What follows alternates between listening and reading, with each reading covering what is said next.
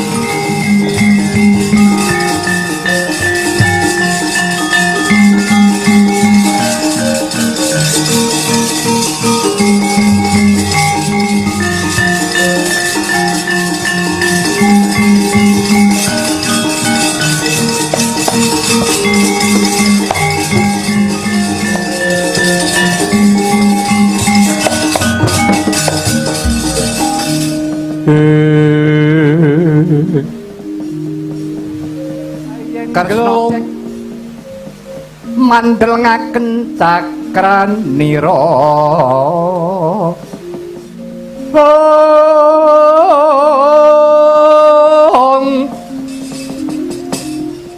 kumiteranang asta elinga yuwan Wisnu Bathara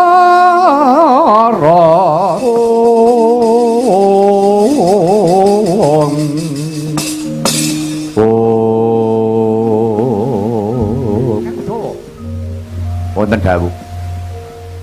Lah kok kowe ya melu nututi iki kowe arep ngopo? Kula nggih tumut-tumut tunduk. Lho. Sing nundung ingkang Raka Jenun Prabu Baladewa. Lah dosamu apa luputmu apa kok melu ditundung? Kula menapun dangu. Manut panemumu piye Udawa? Kula nggih matur menapa wontenipun ingkang rayi menika leres. Ya adeg-adeg jati diri piyambak kula digetak.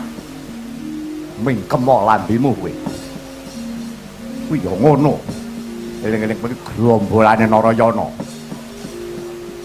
Muka yen ora melu ngrojongi karo Narayana.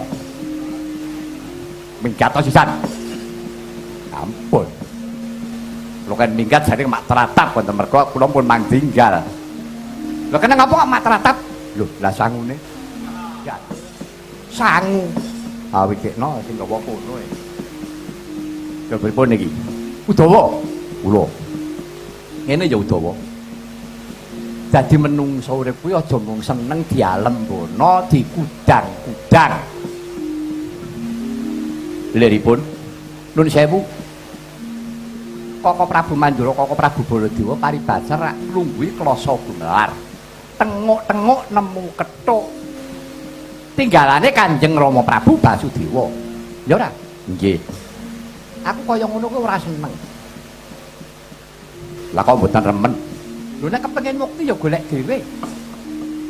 Ya to? Kaya karo atine dhewe iki piye? Mulane nek aku kon melu kaya Koko Prabu Mandura, aku ya ora bisa. Wong ora duwe adeg-adeg dhewe to. Nggih. Lah terus kersane panjenengan Udawa. Ngene. Persajan bae. Uripku ki rumangsa isih kurang. Tak perkawis menapa? Ngelmuku isih kurang. Halah, ngelmu ki adiwa apa? Sakniki kula lajeng takon. Enten tembang pocong.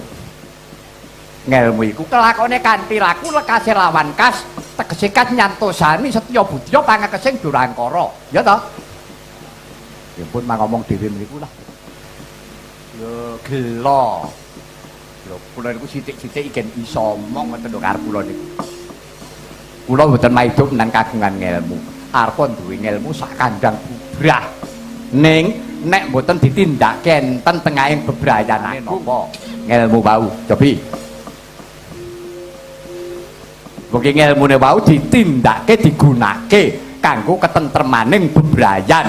Nggo ngenteng-entengi jejibane wong akeh niku gedhe ganjarane. Ah nesu. Kowe kok dadak ngandani karo aku. Lho, kula menika mboten ngandani, kula niki nggih namung ngaturi menapa nggih pemanggih kok bilih dipun daratur kula. Udawa kula. Aku iki sing bakal baleni. Rumangsa durung katok, durung tutuk anggonku meguru nggonku ngupaya ngelmu karo Sang Adi Penembahan Begawan Padmanaba ing Gunung Kembang. Ya ing Untara Nadi rikala semana. Oh ngaten. Yo. Kesanipun aku sowan meneh. Mulai sampun sowan karepku ya pancen tak kuras ngelmune Sang Adi Penembahan. Saka rasaku kaya isih ana sing disingitake durung diwedharake kabeh menyang aku.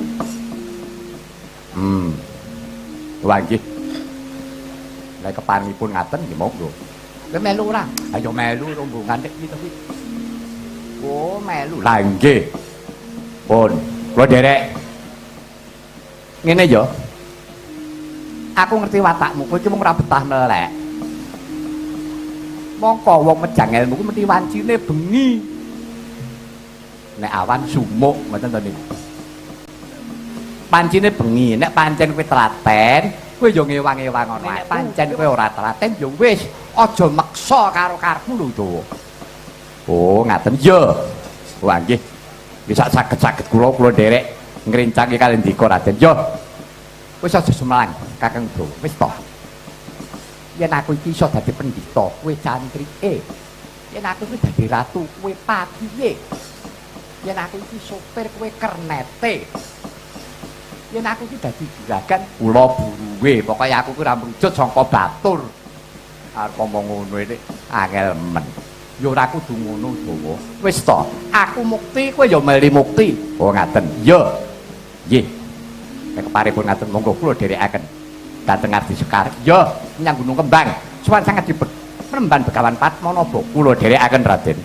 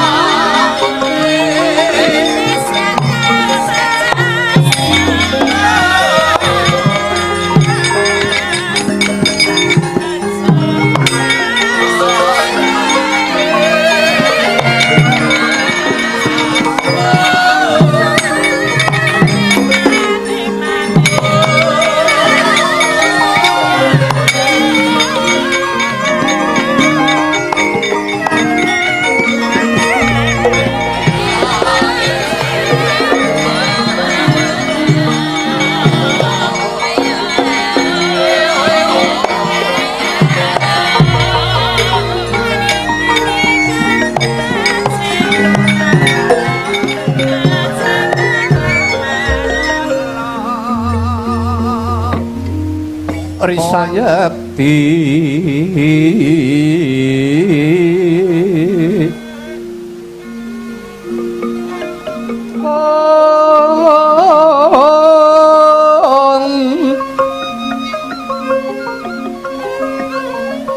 sawu sing semeti mungguing patra baan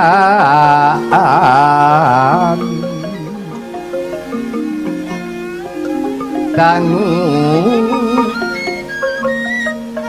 aningali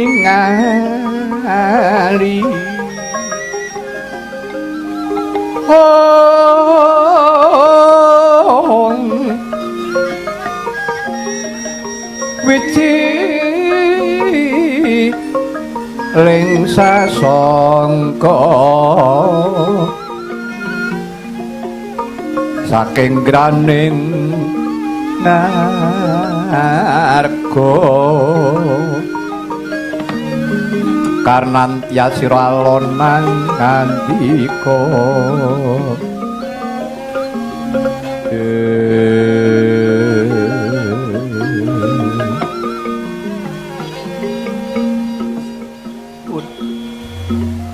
ame pasang kaliman sinapet to ing lilo tenebihna siku dendane Ngubatara Penemban kula ingkang suwan Astungkara Sidam sekaring dawana langgeng ulun Mas padake ingkang prapta iki kaya sesuwaning sun Sinarayana kula Narayana padha kanthi karaharjan suwanira nggih nuwun tok nggih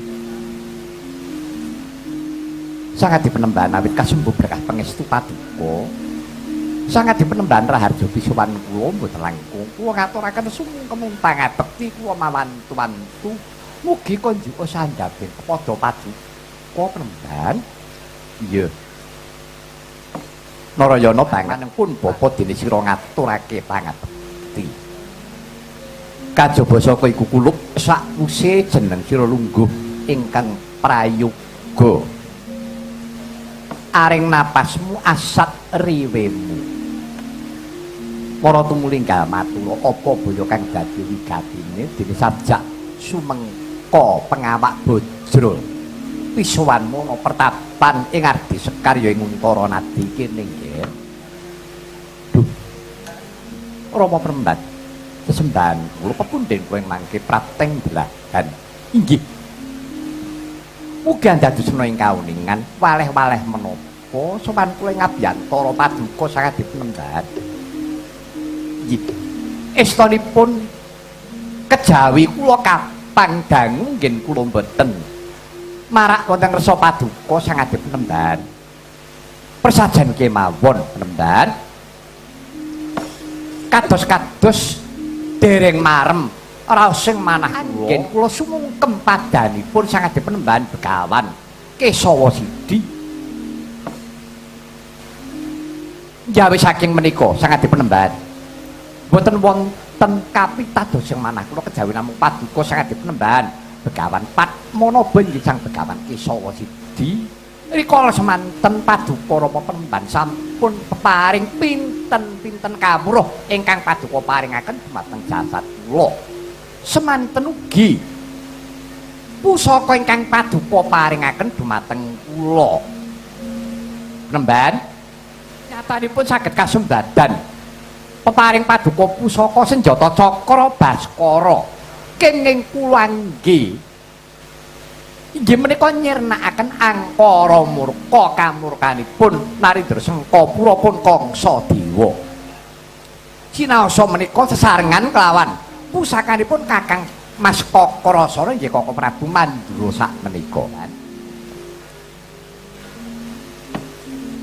nggih nyuwun pangapunten waleh-waleh menapa ketingalipun sangat dipenemban kok taksih wonten raos sangga runggi kaliyan kula taksih wonten bab-bab wigatos ingkang paduka singetaken bapa menawi to kula taksih anggadhahi kalpatan dhumateng paduka sumangga kula aturi paring pidana dhumateng kula wondene menawi kula dipun keparengaken kula nyuwun malih dhumateng paduka sangat dipenemban badhe kula nggih gayuh inggih menika rahayuning jiwa angka kalih kangge memayu hayuning kulawarga angka 3 kinarya memayu hayuning sasama pungkasanipun minangka memayu hayuning bawana menawi saking menika Bapa Penemban kula aturi paring dawuh menapa ingkang paduka paringaken dhumateng jasad kula namung sendika ndherek ngestakaken dawuh paduka sangat dipenemban Nian siswa matur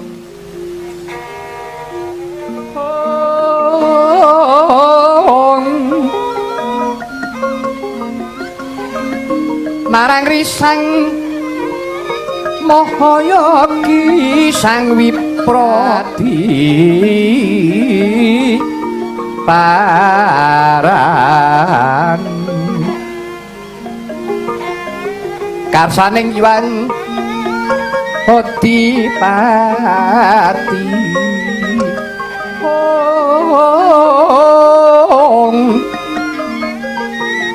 Yogya sarwiring warna kulan araneng bumi culun tetah notan yo sang wiku anjarwi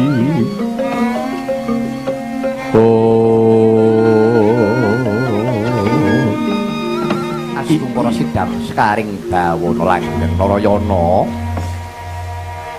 pratitis bebudenmu kulup iya sakwise jeneng sira matur kang kaya mengkono mau kaya ngusikake kelawan pun bapa sumrupa ya nggih pancen rikala semana isih ana sawijining pusaka kang durung tak paringake kelawan jeneng sira pancen iki pusaka permati ampuhe kagila-gila Narayana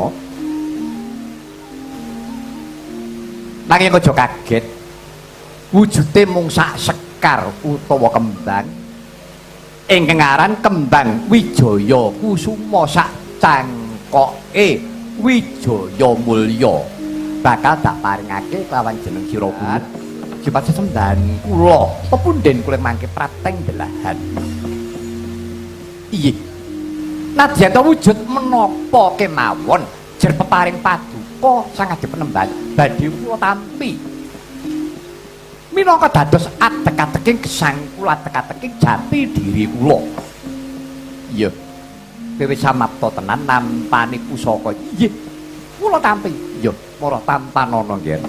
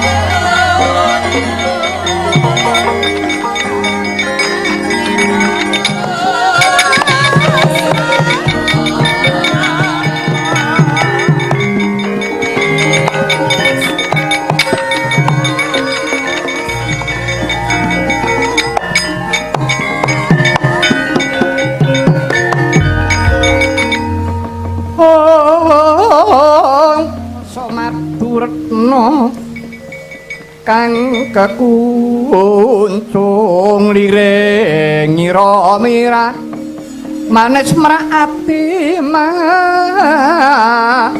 lakung niring tuwuh jayeng tirta baya ingsun temah mati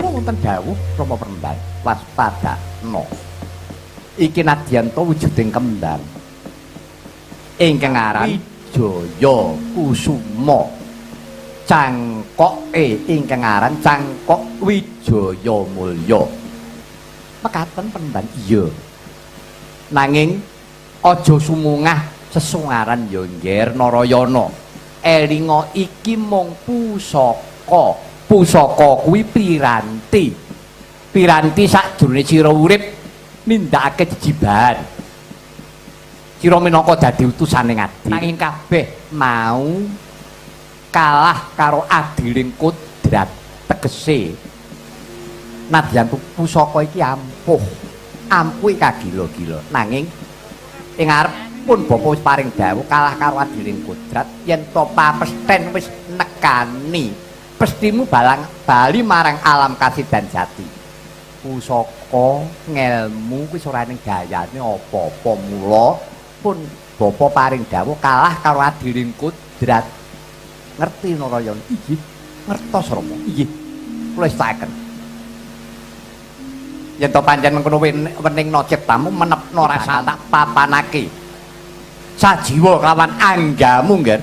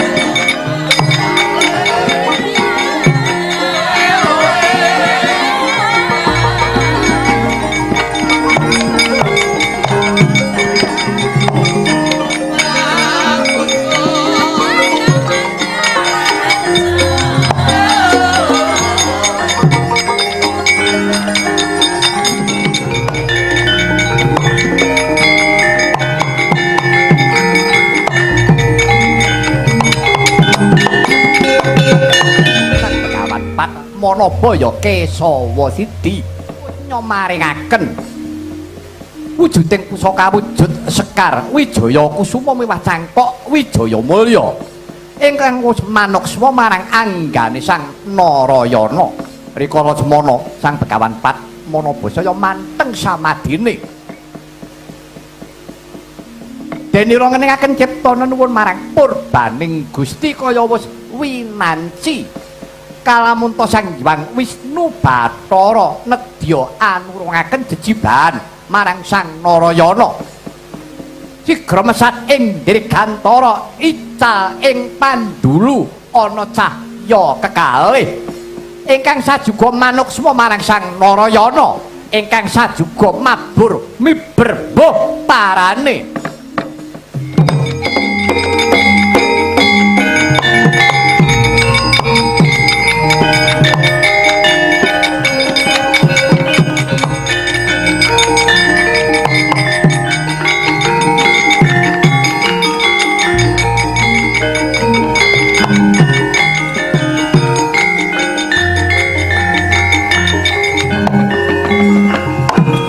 jegrek yayah tugu Singkarta nenggih Sang Narayana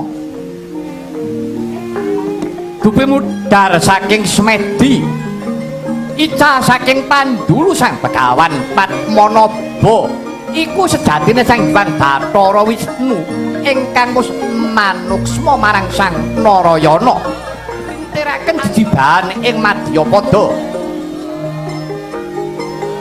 nanging rikala semana ana cahya ingkang ugi mijil saking Sang Hyang Bathara Wisnu yektine Wisnu binelah panitise